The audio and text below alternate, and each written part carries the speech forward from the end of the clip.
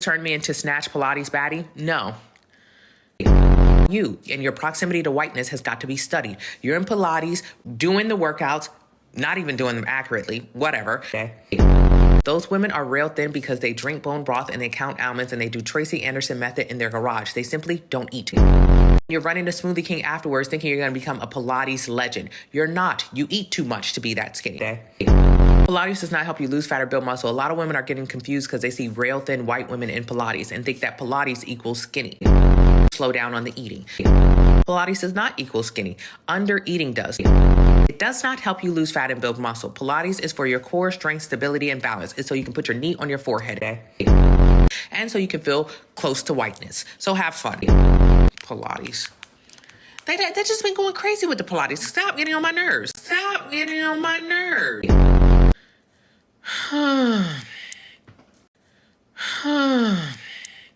There's one thing that skinny people do very differently compared to others who are overweight or might be struggling with their weight. When I use the word skinny, I am talking about slimmer, leaner, just smaller. If you already feel triggered by the word skinny, this is not for you. So skinny people view food as something that is optional always, and they are very deliberate with what they're eating. Here's what I mean by viewing food as optional. If they wake up in the morning and they're not hungry, they're not just gonna force themselves to eat because it's breakfast time. Or just because someone brought in donuts to the office, it doesn't mean that they're gonna eat it just because it's there. Or if they're going to a coffee shop and they see a muffin, they're not just going to get the muffin because it's there. They're there because they're getting a coffee. Every single day in most of our lives, we are presented with the opportunity to eat food at so many different instances besides just the normal standard mealtime. For the majority of people who are lean or staying slim or skinny, whatever you want to call it, they are aware that just because food is presented does not mean that they need to act on it. For the most part, they're incredibly mindful of what they're eating, when they're eating it, and how much they're eating. They know that just because they can eat it doesn't mean that they should necessarily eat it at all. Just because you can eat it or you get a craving does not mean that you should eat it or that you should act on it. Most of us know this, but really struggle with actually acting on it. So if this is you, if you struggle with the skinny mindset and not acting on food every time you are given it, let me know in the comments and I can talk. That's why I'm so sick of these bitch. I've been like you around, you won't say something like that. You won't say something like that. I don't understand how you gonna connect and you don't understand what you want to say. Next time I wake up, you can just look me wrong. You want to lose weight? This is the only way you'll get skinny. So this is nothing new. We've narrowed down everything that works. Okay, so this one everyone's going to know. But find a TD calculator online, work out your deficit, the specific one that you need, and stick to it. Yep. Eat high volume and high protein meals. If you need inspo, recipes link in bio. So find a form of exercise that you enjoy. Do it 3 times a week. We do body pump for reference. At least a 30-minute walk every single day. Come back to us in a month. And tell us you haven't lost weight. Oh, you're welcome. This is what 1 kg of fat looks like. This is your step-by-step guide on how to lose one of these each week for a healthy, sustainable weight loss. 1 kg of fat is 7,700 calories. It's your step-by-step guide on how to be in a calorie deficit, stay in a calorie deficit, and lose weight. Number 1, you are going to calculate your weight loss calories. You're going to input your height, your weight, and your age. The website is going to calculate your basal metabolic rate, how much your body burns at rest. Essentially, it is an estimation of how much your body burns while you don't do anything. Let's say you want to lose 1 kilo a week. Now, this is a fast weight loss. If you want to do it more slowly, you can lose half a kilo a week. Step number 2, you're going to input your activity to find out how much your body burns on a typical day. Let's say you work out 3 to 4 times a week. It's going to tell you the total calories that you burn. If you work at a desk and you typically don't move, then you're considered sedentary. And the website is going to ask you how much weight you want to lose per week. This is completely up to you. Let's say you want to lose 1 kilo a week. You're going to click on 1 kilo. If you want to lose less, you're going to click less. Keep in mind, you don't want to be in too high of a deficit. Someone that moves a lot and walks around a lot, you don't want your deficit to be difficult. So start off with half a kilo a week. Then that way you can work yourself up from there. If you find this super helpful, you're going to get a screen with all your results. So that's your height, your weight, your gender. Then it's going to tell you your basal metabolic rate and how much you need to eat to lose weight. I get so many questions on what calories are, how many calories should I have. So I figured using a website where you can input all of your statistics is the most helpful. But keep in mind, this is an estimation. And if you're eating too little and you find that this is way too little and you don't want to lose weight that fast, please increase your calories or consult a doctor. I've used this website for a very long time and I find it very accurate, and it's a very interesting thing to know because you want to know how much your body burns at rest. You can figure out your maintenance calories as well, which is how much you want to eat when you're not trying to lose weight or gain weight, just stay the same. So for whatever you want, I feel like this website is super helpful. By the way, this is not like sponsored or anything. This is just genuinely the website that I use. Now you need to think of exercise and a healthy exercise routine. If you're starting off and you haven't lost weight before, I would start with just walking 10,000 steps a day. You don't want to do HIIT exercises or excessive cycling where you're going to get very, very hungry. Do exercise that makes you feel good and makes your deficit easy. But trust me, over time, you'll get very hungry and the deficit will become very difficult if you're constantly overworking your body. Now that your exercise is down, you have to focus on your sleep. Nothing makes you overeat and make bad decisions like poor sleep. Minimum, and I mean minimum, 7 hours a night. If you can, do 9 to 10.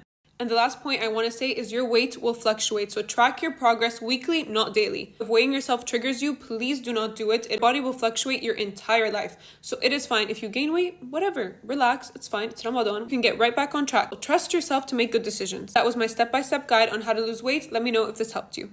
If 1 kilo a week may be too excessive, then start with half a kilo a week and work from there. This all depends on how fast you want to lose weight. I'm going to say a very fast weight loss is not a sustainable weight loss for most people. So do what works for you. If you feel like you can lose weight quick and keep it off, then do that. If you don't feel like that, then do not be in such a harsh deficit. It is completely up to you. This is simply the information. Do whatever you want. In order to be skinny, you need to have skinny girl habits. That is what I realized a year ago when I decided that I need to lose 100 pounds and I need to lose this for good.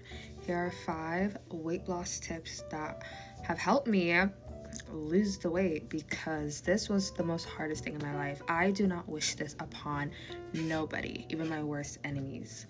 I am not interested in losing 100 pounds again. It's just, I'm sorry, it's not for me. So tip number 1, drink water. Drink water. It was very hard for me to drink water. Till this day, it's so hard for me to drink water, but I forced myself. I add electrolytes to it to make it more tasty. I will fill up a Stanley cup twice a day, and that will be enough because that is equivalent to 2 liters. I also find it easy for me to drink water when I'm on the treadmill walking. So I just find certain hacks for me to force myself to drink water.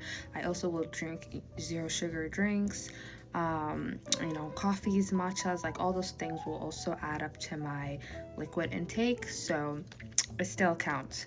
So yeah, half a gallon water minimum.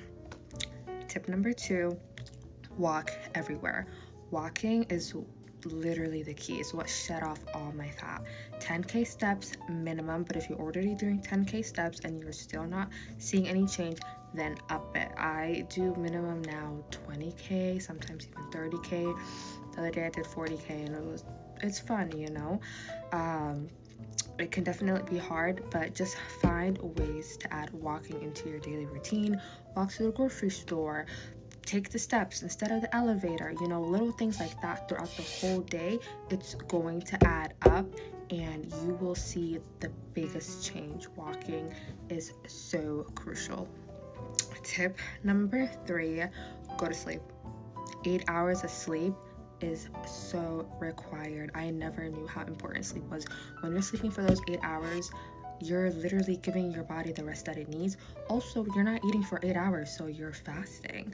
So it's literally, but I try to sleep like 10 hours because, it just gives me more time for my body to just digest the food from days before and prior. So yeah, I really love sleeping. Tip number 4, exercise at least 3 days a week, and it can be whatever exercise you like. I personally like resistance training, body weight exercises. Now I'm starting to add strength training, 3 days a week, but nothing too crazy. It doesn't have to be too extreme. Pilates is also good exercise. You could also do YouTube workouts, but yeah, just literally you don't need no more than 3 days a week, and do exercises that you like so you can be consistent in. And number 5, like I said, consistency. Be consistent. Do not worry about discipline or motivation. A lot of people are always asking me, which one is it? How do you have discipline?